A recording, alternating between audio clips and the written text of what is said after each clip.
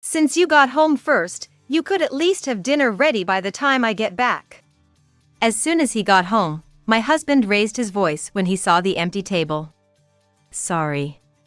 I went shopping on my way home today, so I got a bit late preparing dinner. But, I'm just as tired as you are. Ha! Don't compare your job to mine, sitting all day at a desk. You're a woman, so it's only natural you handle everything at home, even if you work, right? My once kind and gentlemanly husband turned into an emotionally abusive man as soon as we got married. Do you understand? Having a plain and unattractive wife like you around is just a nuisance to society. The least you could do is devote yourself to me, who was kind enough to marry you. Despite these words, there's only one reason I endure it. It's to protect my daughter Molly. My husband, wanting to control me, wouldn't hesitate to hurt Molly or use her to take away my parental rights if I resisted. On a particularly hard day. Hey! My mistress is pregnant. It's a boy. Excited, he thrust a divorce paper in front of me. If Molly had been a boy, I could have kept you around as just a CEO's wife. Too bad, you're no longer needed.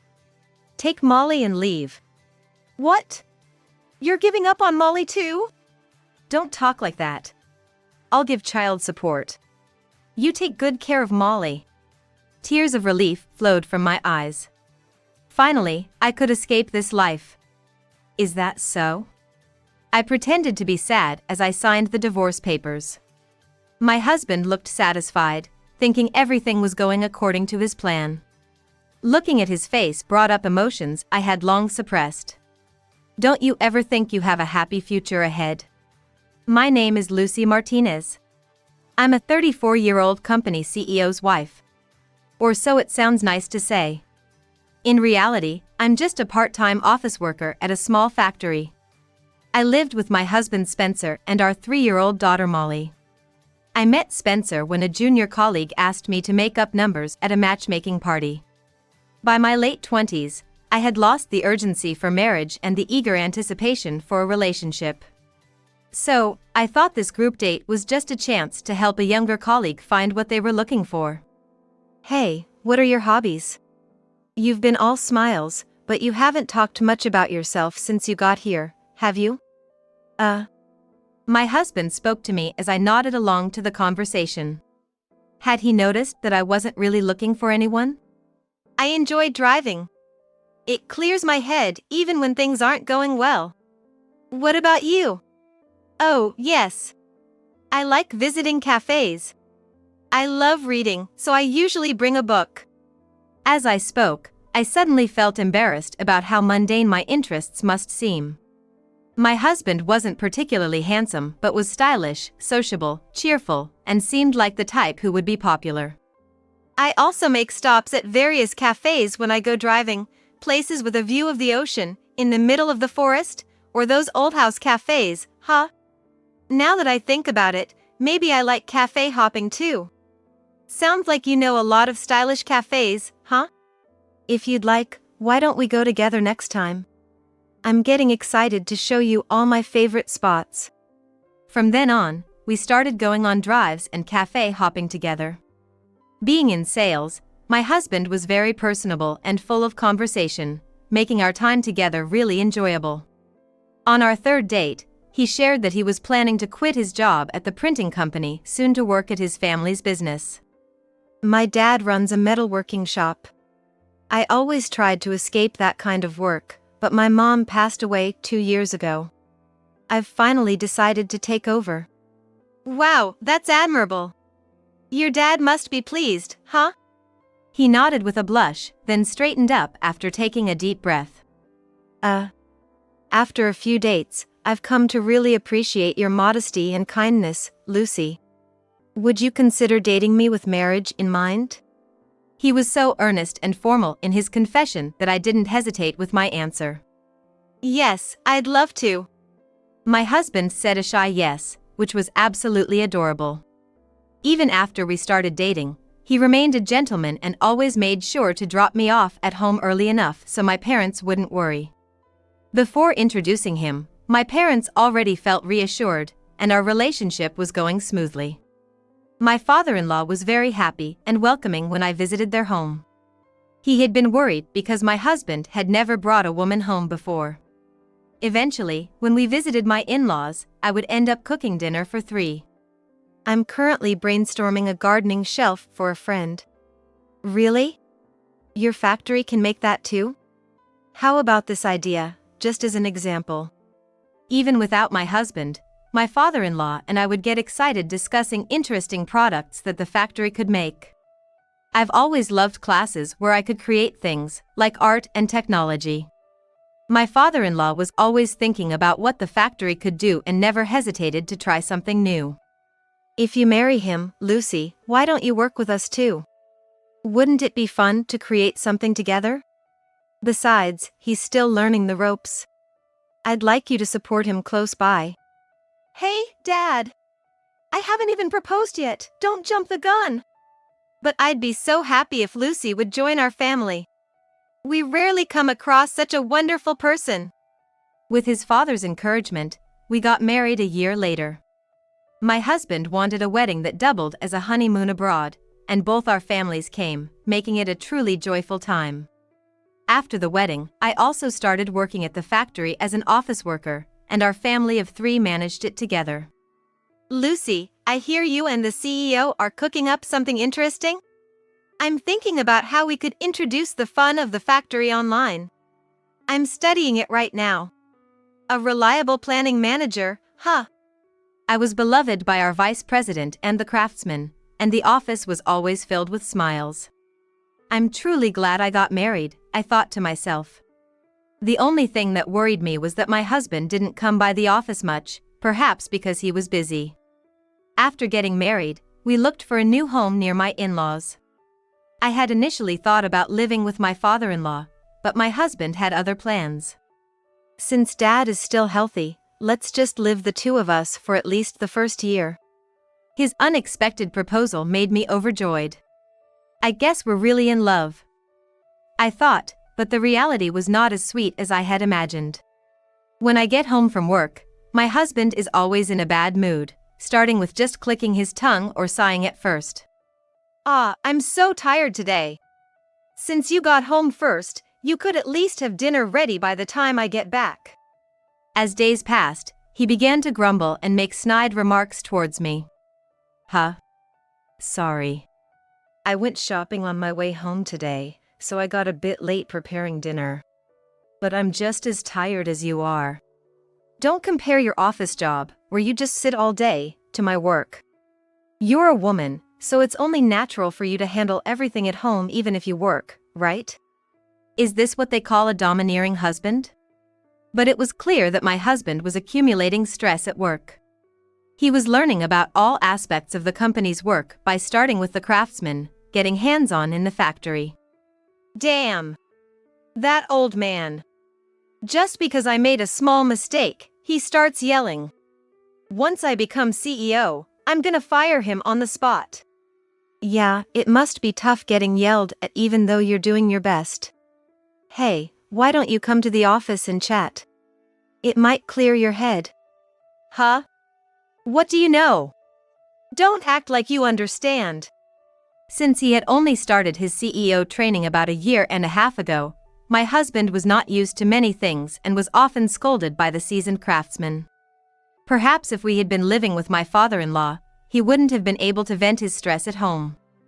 I felt that our current living situation was indeed the best for him. I'm sorry for always taking it out on you, Lucy. Thanks for always listening to my complaints. On weekends, he would apologize as if coming to his senses, and we would go driving and cafe hopping like before we were married. I thought he must trust me enough to be himself around me, which made it bearable. Until he got used to the job, I was determined to be his outlet for stress. However, that might have been a mistake. His verbal abuse only escalated afterwards. Nearly a year into our marriage, and just as he was finally getting the hang of his job, I found out I was pregnant. My father-in-law was thrilled and cried with joy. My husband was happy too, but his remarks about wanting a boy bothered me. I hope it's a boy. That would be the best way to honor your parents, and the company would be secure. Either is fine. Your father will be happy either way.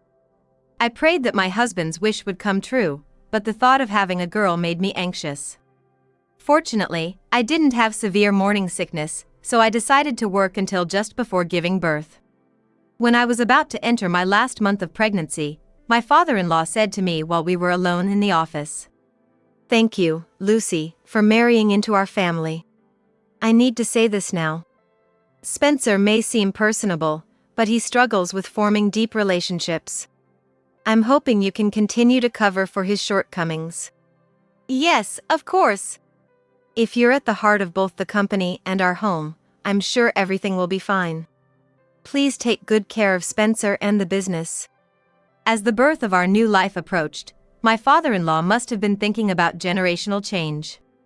I was happy to feel trusted by my father-in-law. His factory had already become an important part of my life too. A month later, our little girl was born a bit earlier than expected.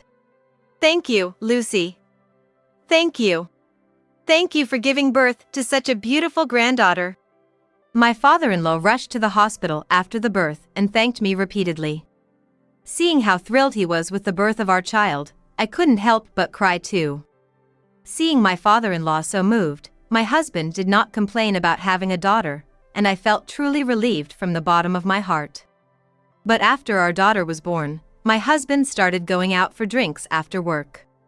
Initially, he complained about the noise of the crying and how he couldn't relax at home, but when I returned to work 6 months after giving birth, his reasoning changed. "Seeing the same faces at home and at work just doesn't let me unwind." Gradually, he went out drinking more often and came home later. Sometimes, he went out without telling me, and if he came back to find no dinner for himself, he would belittle me.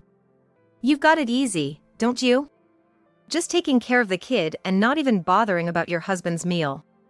If you had told me, I would have known. I thought you were eating out today. I'll get it ready right away, just wait a bit." Lately, my husband has shifted from complaining about work to airing grievances about me. Perhaps it's also because our child turned out to be a girl. "At work, you're just answering phones and still getting paid, it's shameless. Maybe if you were prettier, it could have helped bring in more clients, but you're below average. Hey! I am doing my job properly, so stop saying things like that. Do you get it? Having a plain and dull woman like you is just a nuisance to society. At least try to devote yourself to death for me, who was kind enough to marry you. Useless, can only give birth to a girl."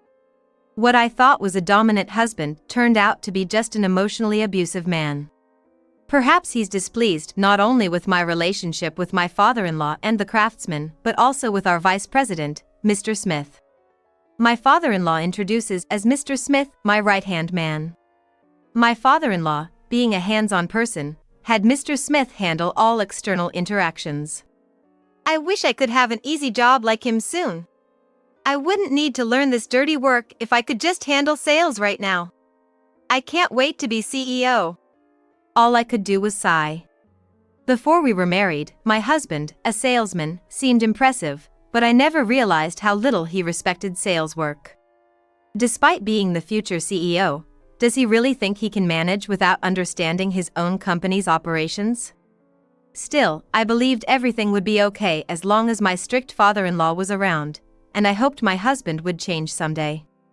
The winter Molly turned 2. My father-in-law suddenly died of a heart attack. Just the day before, he had been out walking with Molly as usual. When my husband went to check on him because he hadn't shown up for work in the morning, he found him collapsed under the bed. We called an ambulance in a hurry, but it was too late, and he passed away at the hospital. Why so soon?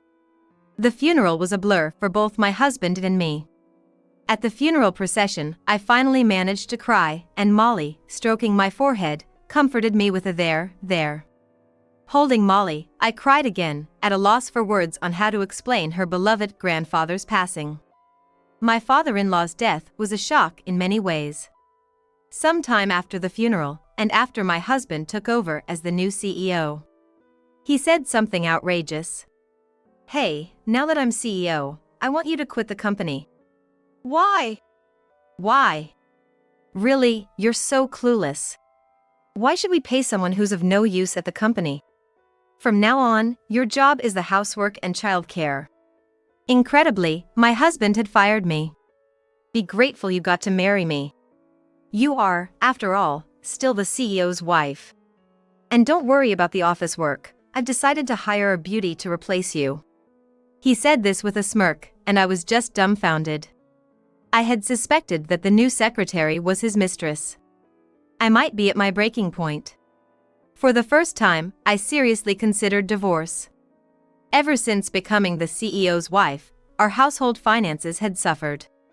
Previously, my husband contributed 60% and I 40% to our expenses, but even after I became a homemaker, this ratio remained unchanged. We can't live like this. If you want me to focus on the house, then you need to pay all the living expenses. If that's not possible, then let's just get a divorce. Huh? Who do you think you are? I decide if we get a divorce, not some incompetent like you. And I saw my husband's smirking mouth and had a bad feeling. If we get divorced, I'm taking custody of Molly. A fool like you couldn't possibly raise her, and there are plenty of women who could replace a mother. I thought he might actually do something so spiteful just to get at me. There was no way I could let Molly stay with a man who has yelled at her for crying since she was born and dismissed her with a wave of his hand when he was in a bad mood. I always worried he might harm her someday. Do you understand? Having a plain and dull woman like you around is a nuisance to society. You should devote yourself to death for me, who was kind enough to marry you. Furious, I restrained my shaking fist with my other hand and pleaded with my husband again. Then, please provide enough for living expenses. Molly is already 3, right? If needed, go out and work. That's if anyone would hire a useless person like you. Pleased with himself for belittling me, my husband burst out laughing. You guys are home more than I am, but I'm the one who contributes more.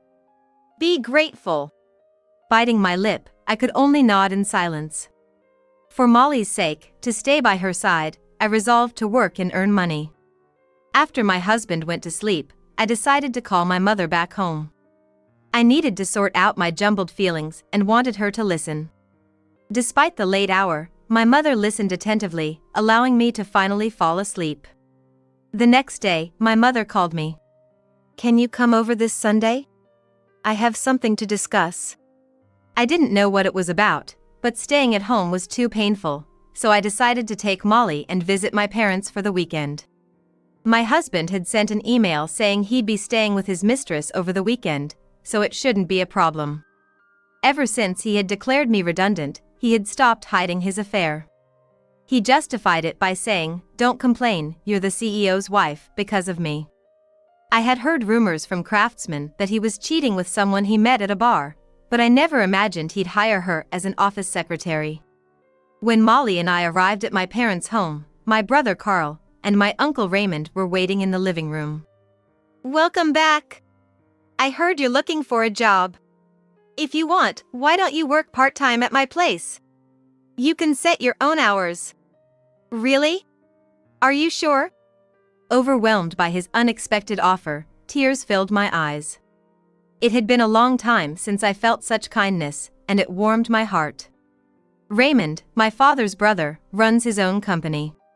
His wife and he don't have children and have always doted on my brother and me since we were young. Even now as adults, my aunt and I are close enough to go shopping and lunch together. Did you know your husband's company is one of our clients? You might already know this, but things have seemed a bit risky there since your father-in-law passed away. I knew they were clients, but I hadn't mentioned it. I really don't know anything about the company since my father-in-law died. My brother Carl is currently learning the ropes to become the next CEO of my uncle's company. While there, I heard some shocking news. After my father-in-law passed, there's been a backlash against the new CEO's policies, leading to employees quitting. Additionally, new hires aren't sticking around, and it seems their ability to take orders has diminished. Lucy's marriage place and our long-standing relationship with her father-in-law compel us to want to support them, but if the quality drops, we may need to reconsider. That's concerning. I have a small favor to ask of the two of you. I asked if I could keep my employment at my uncle's company a secret from my husband. I planned to inform our business contact, but I also asked my uncle to ensure it remained confidential. I didn't want my husband mocking me for getting a job through connections or using my uncle. Most importantly, I wanted to keep this as an ace up my sleeve for when the time was right. Once I started working at my uncle's company, my husband eventually stopped contributing financially to the household. I told you to take care of the house, right? Now that you've started working, you can handle the household expenses too. Seemingly amused by my despair, my husband smirked. He split his time between our home and his mistress's place, undoubtedly spending money there. Don't worry, I'll at least pay the rent. Feeling my blood boil, yet unable to retort. All I could do was prepare for a divorce by documenting his words and actions in a diary. I also followed him after work to gather photographic evidence of him with his mistress. Nearly a year into my job at my uncle's company, a turning point arrived. As I was preparing dinner, I heard loud footsteps at the entrance. Hey! My mistress is pregnant. It's a boy. Excitedly, my husband thrust a divorce paper in front of me. My husband had always wanted a son to be his successor. Still, I was shocked to learn that he had gone as far as to get his mistress pregnant. I could have kept you as just a CEO's wife if Molly had been a boy. Unfortunately, you're no longer needed. Take Molly and leave. What? You're giving up on Molly too? Don't talk like that. I'll give child support. You take care of Molly. Relief brought tears to my eyes. I could finally escape this life. Is that so? I pretended to be sad as I signed the divorce papers. My husband seemed pleased, thinking everything was going as he planned. Watching his face, suppressed emotions began to surface within me. Don't ever think you have a happy future ahead. We agreed to discuss alimony later, and I took the signed divorce papers. I immediately contacted my parents, and the next day, I left the house with Molly. 10 days later, we met to discuss alimony and child support. My husband arrived at the meeting with his mistress. I'm sorry, I couldn't make your daughter happy.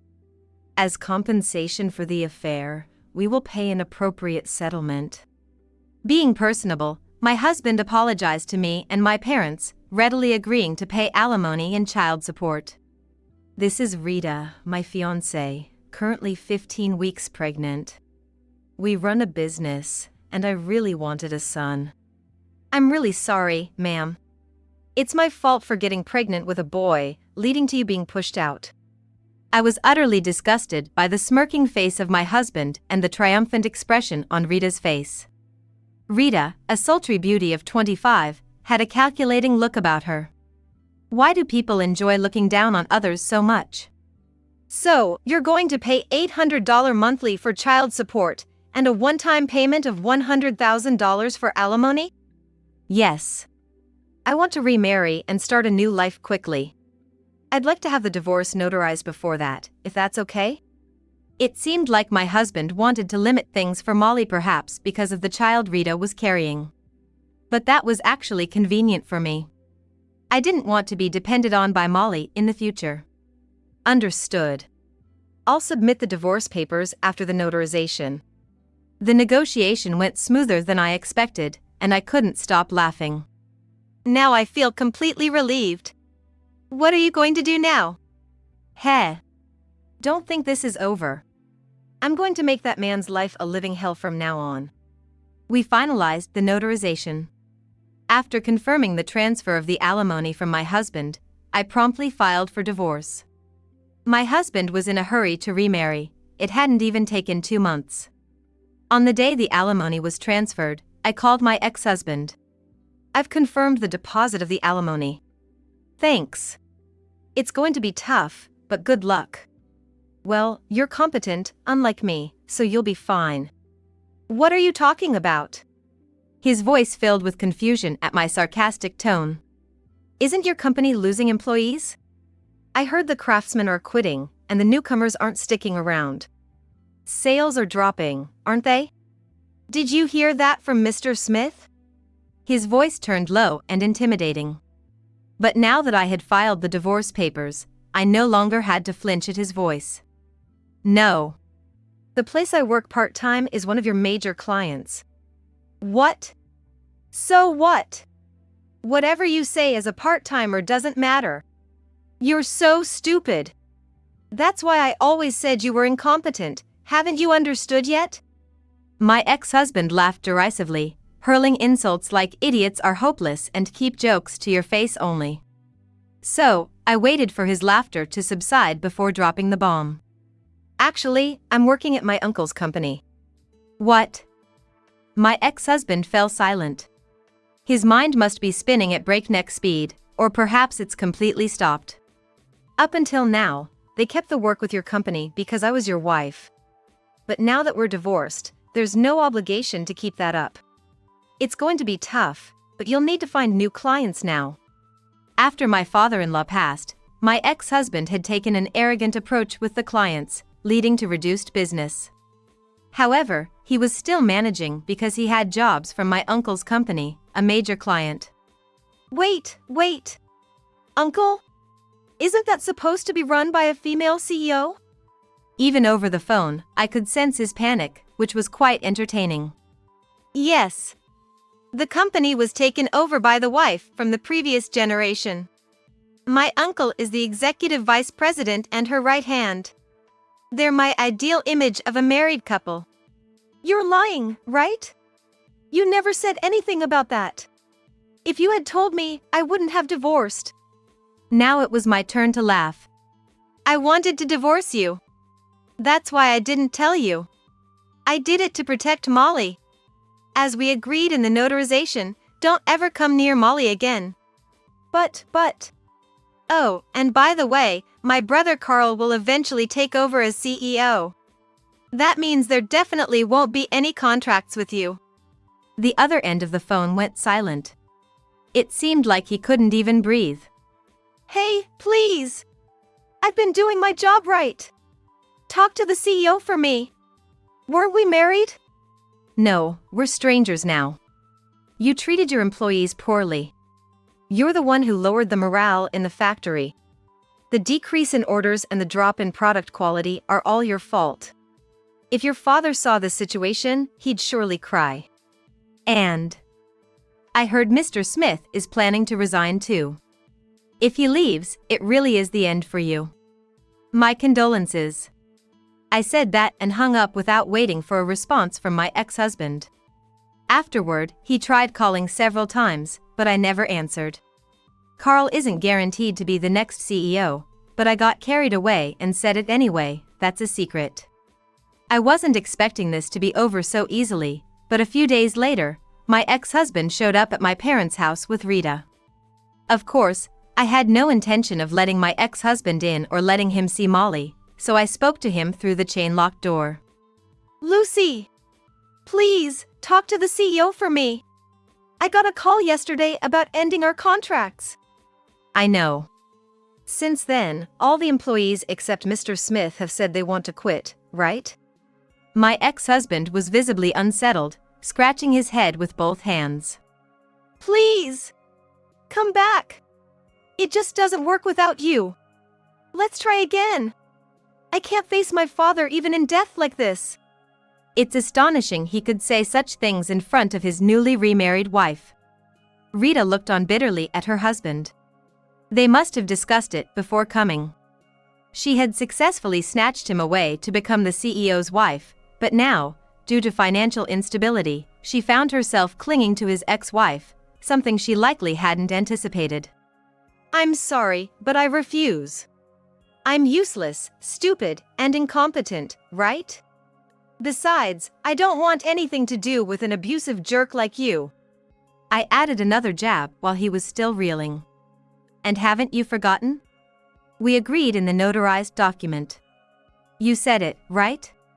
After the divorce, we should never contact each other again. What was the penalty again? I said, and his face turned pale.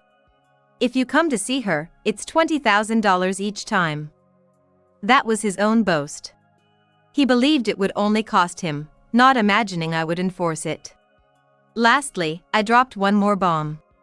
Oh, Rita, I almost forgot, but I'll also be seeking alimony for the affair. You should be hearing from my lawyer. Since he's running out of money, make sure you take responsibility for your actions. What? Eh? The divorce is final, and it's all over. I never said I wouldn't charge you, did I? I just wanted to proceed with the divorce from my husband first. He never said not to charge you either. My ex-husband's face turned from blue to white, not my concern anymore. It was comical to see him being choked by his own rules. Please! Stop it! I'm about to give birth soon. The company might go bankrupt. What should I do? This wasn't what I planned. Well, I don't know.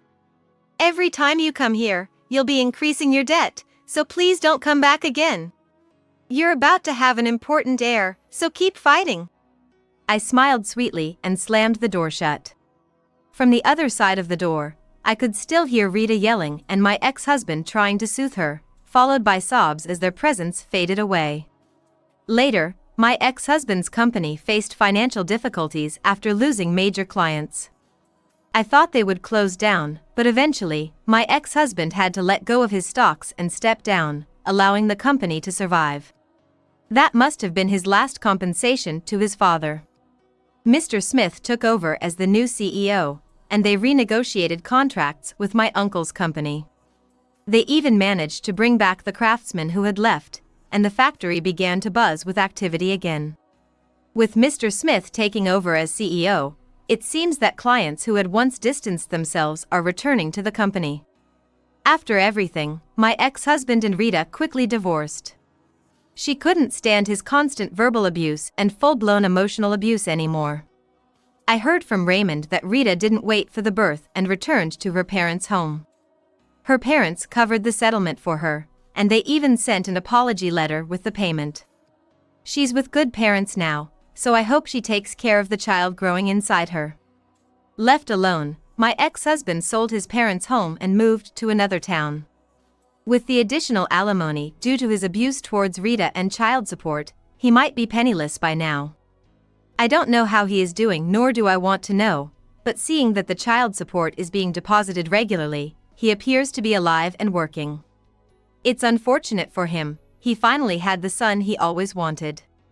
A year after the divorce, Mr. Smith approached me. Would you consider coming back to us? I believe the factory, filled with the former CEO's dreams, needs you. I decided to return as an office worker to the company where my father-in-law's ethos is still alive. Welcome back, greeted by all the employees, I was moved to tears.